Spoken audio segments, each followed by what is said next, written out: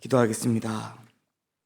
사랑의 하나님 아버지, 오늘도 저희에게 새 아침을 허락하여 주시고 하나님 창조하신 아름다운 이 세상 가운데에 주님이 허락하신 능력으로 주님이 주시는 그 은혜로 이 하루를 시작하게 하심에 감사를 드립니다. 우리가 살아가는 이 세상은 어둡고 고난이 찾아올지라도 오늘 하루도 우리가 주님과 동행하며 믿음의 삶을 살아가게 하여 주시옵소서. 사랑의 하나님, 온 마음과 정성을 다하여 하나님을 사랑하며 예수 그리스도 안에 거하기를 원하지만 우리의 연약함이 그리스도인의 모습으로 온전하지 못함을 용서하여 주시옵소서. 우리에게 있는 죄성과 육신의 연약함으로 우리가 주의 말씀에 순종하지 못하고 자신을 의지하려 하였던 우리의 어리석음을 주님 앞에 고백합니다. 우리를 긍휼히 여기사 용서하여 주시고 주님과 동행하는 거룩한 그리스도인이 될 수 있도록 인도하여 주시옵소서. 하나님 아버지, 이 나라 이 민족을 위하여 기도합니다. 이 나라 이 민족을 사랑하신 하나님, 더욱 나라와 민족을 위하여 우리가 기도할 때에 국가 지도자들에게 지혜를 주사 국정을 잘 운영케 하여 주시고 하나님을 두려워할 줄 알며 정의와 공의를 행하는 자들 되게 하여 주시옵소서. 하나님을 거스르는 민족이 아니라 하나님을 경외하며 더욱 하나님 뜻에 합한 나라가 되기를 원합니다. 민족을 위하여 간구하는 하나님의 백성의 기도를 들으시고 이 나라 가운데에 하나님의 은혜와 평강이 더 풍성히 차고 넘치게 하여 주시옵소서. 주님, 오늘 6.25 전쟁 74주년을 맞이합니다. 74년이란 오랜 시간이 흘렀지만 여전히 이 나라 곳곳에 그 상처들이 있음을 보게 됩니다. 주님, 이 땅을 치유하여 주시옵소서. 평화의 주님, 한 민족이 오래도록 염원하는 통일은 요원하고 남북은 여전히 대립하고 있으며 서로를 악마화하면서 불신은 더욱 높아가고 있습니다. 주님, 이 민족을 정말 긍휼히 여겨 주시옵소서. 다시는 이 땅 가운데 전쟁에 비극이 없게 하시며 하나님의 뜻이, 하나님이 주시는 그 평화가 넘쳐나게 하여 주시옵소서. 하나님, 또한 어제 화성시 공장에서 화재로 많은 피해가 있었습니다. 하나님, 이 땅 가운데 안전을 안보하시는 분이 하나님이심을 믿습니다. 이 나라 이 민족을 긍휼히 여기사 이러한 화재로 피해가 없을 수 있도록 하나님 저희에게 지혜를 주시고 또 저희를 지켜 보호하여 주시옵소서.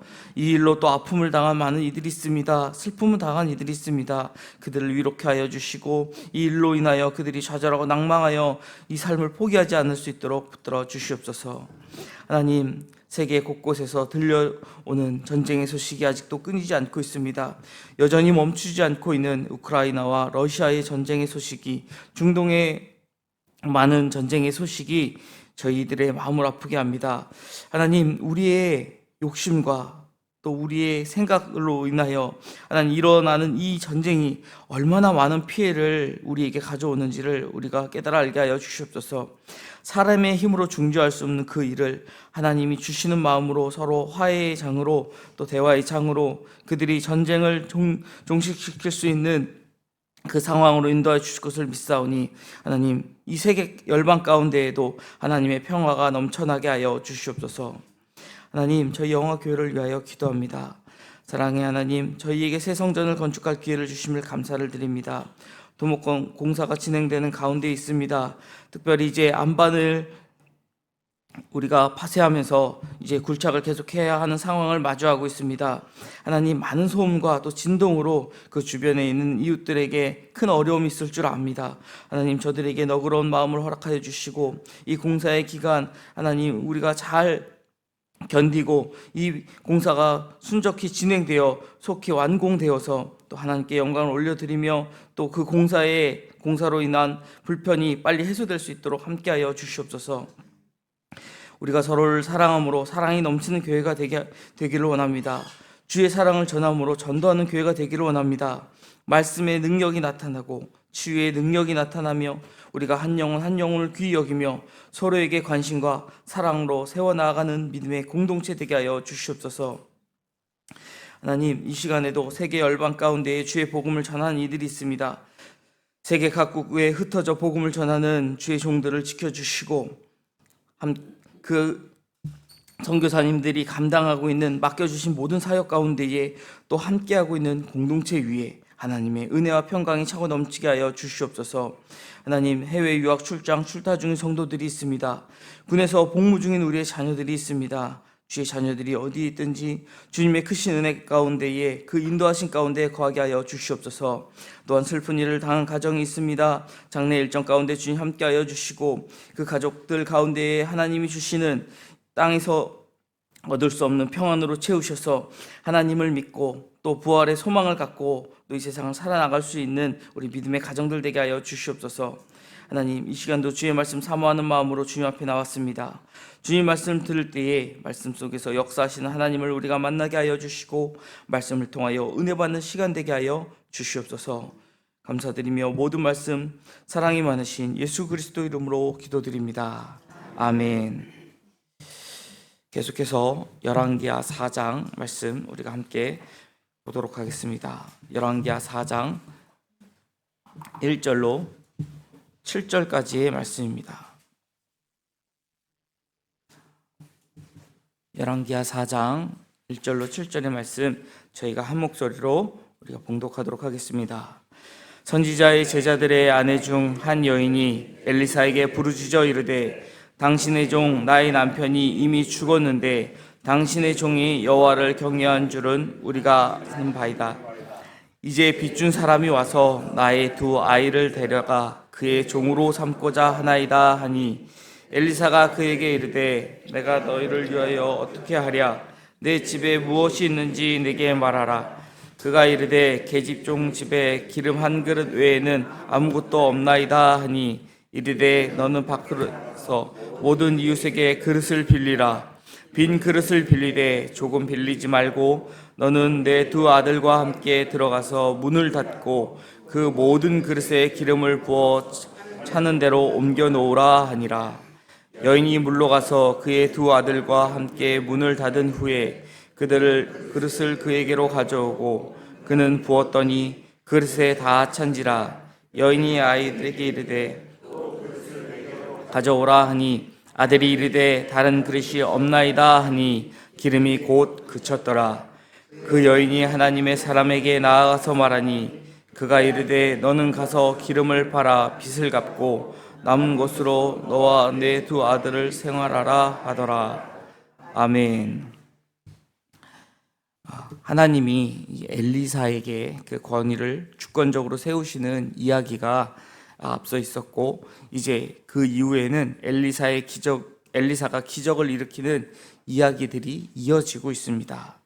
우리가 앞서 3장에서는 엘리사가 국가적인 재난을 해결하는 모습을 보여주는 그 장면을 보았습니다. 그리고 이제 이 4장에서는 개인의 삶과 개인이 소속된 그 공동체에 집중하는 그런 모습으로 엘리사의 사역이 그려지고 있습니다. 이 4장에는 4가지 이야기가 이제 쭉 이어서 나오게 되는데 이 모두 엘리사가 행한 이적에 대한 그런 내용들입니다. 첫 번째는 빚 때문에 고통을 당하는 과부의 이야기가 등장을 합니다. 이것이 우리가 오늘 함께 읽은 본문 1절에서 7절의 내용이고 두 번째는 수넴 여인의 아들의 삶과 죽음에 관한 내용이 이제 8절부터 37절까지 이어집니다. 세 번째는 이제 곡식가루가 핵심 요소로 등장하는 이야기가 이어지고요. 네 번째는 떡이 줄어들지 않은 또는 이제 늘어났다고 볼 수 있는 그런 이적의 이야기가 쭉 이어집니다. 이 이야기들은 엘리야와 사르밧 과부의 이야기를 떠올리게 된다라는 것을 우리가 아마 연상하게 될 것입니다. 이 첫 번째 이야기가 열왕기상 17장 아마 13절에서 16절 이 본문과 이제 관련이 있고 또 아들이 살아나는 이야기는 그 후에 이어지는 17절에서 24절의 이야기 그리고 빵이 줄어들지 않았었던 또 밀가루에 대한 이 이야기가 13절에서 16절에 등장했었다라는 것을 우리는 기억합니다. 열왕기하 4장의 이 4개의 에피소드 또 열왕기상의 17장에 그려졌던 2개의 에피소드는 어떻게 보면 완전히 서로 다르지만 또 상당 부분 비슷한 부분이 평행한 부분이 있다라고 우리가 느껴질 것입니다. 앞선 이야기 그 물과 관련됐었던 그 상황도 엘리사가 엘리야와 연관이 있음을 우리에게 보여줍니다. 하지만 앞서 말씀드렸던 것처럼 이 엘리사의 사역은요, 엘리야의 사역과 조금 다른 부분이 있었다라는 것을 우리에게 말씀합니다. 엘리사는 엘리야를 잇는 권위 있는 선지자입니다. 하지만 그의 사역이 완전히 동일하지 않다라는 것을 먼저 보여주고 있습니다. 열왕기 저자는요, 엘리야를 묘사할 때는 아합과 또 그들이 섬겼던 우상인 바알의 세력과 이렇게 대결하는 그런 모습을 주로 그렸었습니다. 하지만 이제 엘리사의 사역은요, 가난한 자, 낮은 자, 힘이 없고 이름 없는 자들에게 더 다가가고 있는 측면을 우리에게 보여줍니다. 엘리야 이야기에 등장하는 요소들이 엘리사 이야기에서 어떻게 보면 조금 더 확장이 되고 또 독립된 이야기로 다뤄지면서 우리에게 낮은 자들, 연약한 자들을 향한 엘리사의 사역을 부각시키고 있는 것이죠. 이것은요, 그의 이름, 엘리사라는 그의 이름이 하나님이 구원하신다라는 그 뜻을 가지고 있는 데서 다시 확인되고 있습니다. 먼저 1절에서 7절 우리가 함께 본 본문을 보면 과부가 겪는 어려움을 기록하면서 사회 또 경제적인 문제를 다루고 있습니다. 역사가 요세푸스는요, 여기서 이 어려움을 당한 이 과부가 아마도 오바댜 열왕기상 18장 3절 4절에서 선지자들을 굴에 숨기고 100명이나 굴에 숨기고 그들을 먹였었던 그 선지자의 아내로 해석을 하곤 합니다. 아마도 혼자서 100명이라는 그 많은 인원을 이렇게 먹이면서 그들을 돌보기에는 자신의 재산으로는 부족했겠죠. 그러다 보니까 아마도 많은 돈을 빌려야 했는데 이를 갚을 수 없게 되었다라는 것입니다. 자, 그가 누구인지 정확하지는 않지만 어쨌든 지금 성경에는 제자 중 한 사람이 이렇게 죽게 되었는데 그의 가부가 그의 아내가 빚을 갚지 못해 두 아들이 이제 종으로 끌려가게 될 상황, 그 상황을 엘리사에게 와서 호소하고 있습니다. 빚 때문에 노예에 팔리는 것은요, 고대 근동에서는 아주 쉽게 찾아볼 수 있는 그런 일입니다. 빚 때문에 노예로 팔리는 그 일 때문에 지금 이 여인은 괴로움에 지금 엘리사를 찾아왔던 것이죠. 아마도 이 여인은 율법에 의지해서 엘리사를 찾아오지 않았을까라고 추측할 수 있을 것입니다. 하나님이 주신 그 율법 가운데에는 우리가 객과 고아와 과부를 돌보게끔 출애굽기 22장에도 신명기 10장에도 또 26장에도 잘 기록되어 있기 때문에 그렇습니다. 2절을 보면 엘리사는 그렇게 자신을 찾아온 과부에게 이렇게 이야기합니다. 내가 너를 위하여 어떻게 하랴? 내 집에 무엇이 있는지 내게 말하라. 지금 자신에게 도움을 청하러 온 과부에게 당장 빚을 갚아주는 그런 모습을 보이는 것이 아니라 내가 너에게 무엇을 해주면 되겠는지 또 너가 가지고 있는 것은 무엇인지에 대하여 이야기하라고 하고 있습니다. 엘리사의 태도가 어찌 보면 그렇게 적극적으로 보이지 않는다라고 보일지 모릅니다. 또 다른 관점으로 본다면 엘리사가 동정심이 보이며 도와주려 했다라는 관점으로도 볼 수 있을 것입니다. 엘리사의 현재 태도는 지금 이 여인을 대하고 있는 태도가 우리가 앞서 여호람 왕을 대하는 태도와 조금 대비되고 있다라는 것, 그것을 또한 우리에게 설명합니다. 자, 우리가 어떤 관점으로 선택하든지 이 본문이 우리에게 주고 있는 주제는 한 가지입니다. 그것은 어떤 관점에서 설명하든지 엘리사가 법적 제약이 있는 상황에서 그 문제를 해결해서 약자를 도와주었다라는 것이죠. 또 두 번째 관점으로 보면 엘리사의 태도를 앞선 이야기와 비교하게 함으로써 하나님께서는 약자에게 특별히 관심을 보이신다라는 것을 우리에게 나타내고 있습니다. 과부는 엘리사의 이야기를 듣고 기름 한 그릇 외에는 지금 자기에게 아무것도 없다라고 대답을 합니다. 이 그릇은 아마 큰 그릇이 아닐 것입니다. 이렇게 컵과 같이 아마 작은 그릇, 아마 이보다 더 작을지도 모를 작은 그릇. 우리가 이것을 히브리어 아스쿠라고 이렇게 기록되어 있는 것으로 보았을 때 그 히브리어가 갖고 있는 의미, 아주 작은 기름병밖에 없다라는 그녀의 대답을 보게 됩니다. 엘리사는 직접적으로 무엇을 해주겠다라고 이야기하지 않습니다. 무엇을 해주면 좋을지를 묻고 또 무엇을 갖고 있는지를 지금 물었다라는 것이죠. 철저히 지금 자신을 찾아온 이 여인이 자신이 처한 상황이 어떠한 것인지를 돌아보게 하고 또 자신이 가지고 있는 것이 무엇인지, 자신이 할 수 있는 것이 무엇인지를 다시금 살펴보게 하였습니다. 어떻게 보면 그녀가 갖고 있는 이 절망적인 상황을 다시 한번 들여다보게 했다라는 것이죠. 과부의 대답을 우리가 직역해 본다면 아무것도 없다는 사실과 동시에 기름병 하나만 있다라는 그 사실이 강조되고 있음을 확인할 수 있습니다. 없다. 당신의 여종에겐 아무것도 없다. 그저 이 집에는 기름병, 이거 하나 제외하고는 없다. 이렇게 이야기하고 있는 것이죠. 이것은 그녀의 아주 극심한 빈곤을 상징하는 것입니다. 그리고 또 이 작은 기름병이 그녀가 가지고 있는 하나의 작은 희망을 상징하고 있는 것이죠. 이제 3절에서 6절을 보면 멈추지 않는 기름에 대한 이적이 등장을 합니다. 엘리사는 여인에게 이웃에게 빌릴 수 있는 모든 그릇들을 빌려오라고 이야기를 합니다. 그리고 기름을 거기에 부어 채우라고 이야기하는 것이죠. 생각해 보십시오. 앞서 말한 그녀가 대답한 그 병은 작은 병이었습니다. 그 작은 병에 기름이 들어야 얼마나 들어있겠습니까? 그런데 지금 엘리사는 자신에게 이웃들에게 가서 빈 그릇을 잔뜩 빌려와서 그 그릇마다 기름을 부으라고 이야기하고 있습니다. 이게 얼마나 황당한 이야기겠습니까? 비현실적인 이야기를 지금 엘리사는 이 여인에게 한 것입니다. 하지만 그녀는 불평하지 않고 엘리사가 지시하는 대로 그대로 순종하며 행하였습니다. 그녀가 빌려온 그릇들에 이제 기름이 모두 찰 때까지 그 기름은 멈추지 않았다라는 것을 우리는 본문에서 확인했습니다. 이 장면에서 눈에 띄는 특징이 보여집니다. 공개적인 예언과 우리가 분명 공개적으로 이렇게 하라라고 이야기를 했지만 실제로 이적이 일어나고 있는 그 상황은 굉장히 은밀한, 아무도 보지 못하는 곳에서 일어났다라는 것이죠. 이 일을 확인한 것은 이 여인과 그녀의 아들들만 확인할 수 있었다라는 것입니다. 비현실적인 과제에 과부와 이 아들들이 철저하게 순종했기 때문에 이러한 이적을 행할 수 있었고 경험할 수 있었지만 그 상황에 다른 이들은 전혀 관여됨이 허락되지 않았다라는 것입니다.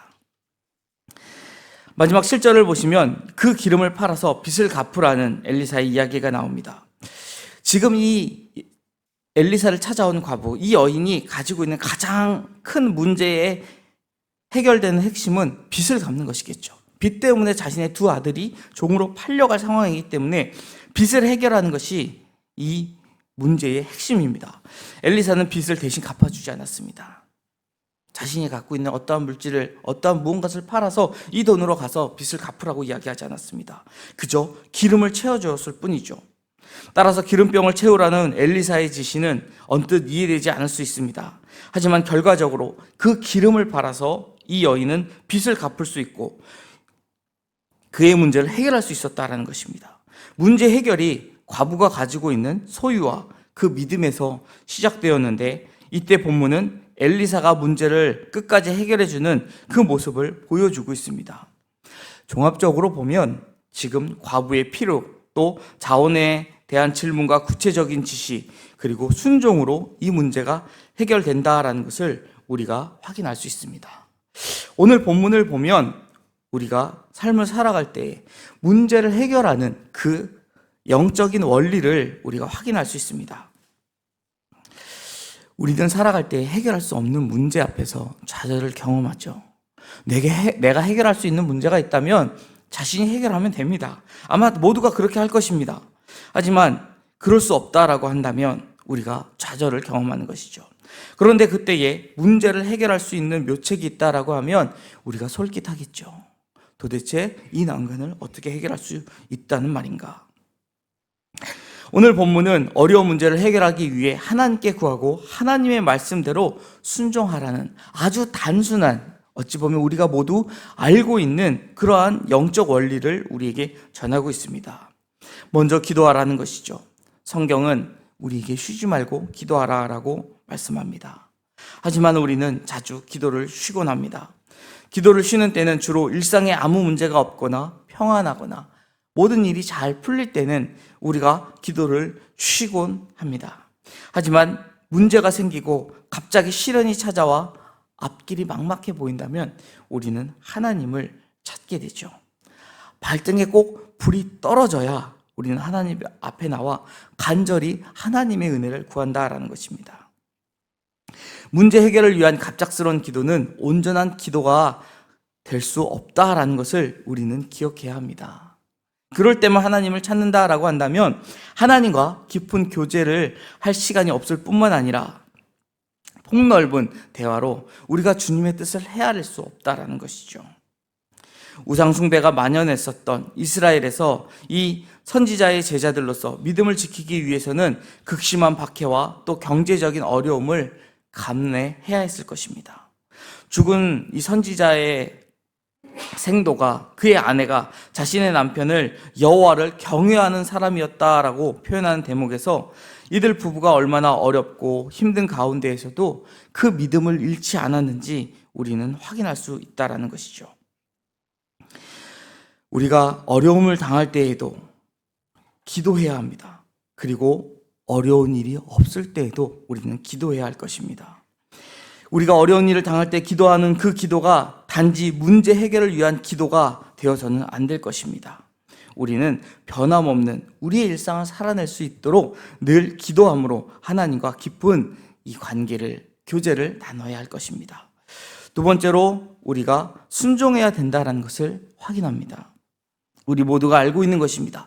하나님의 말씀이 비록 내 눈앞에 있는 현실과 전혀 맞지 않는다 할지라도 우리는 그 말씀에 순종할 수 있어야 할 것입니다.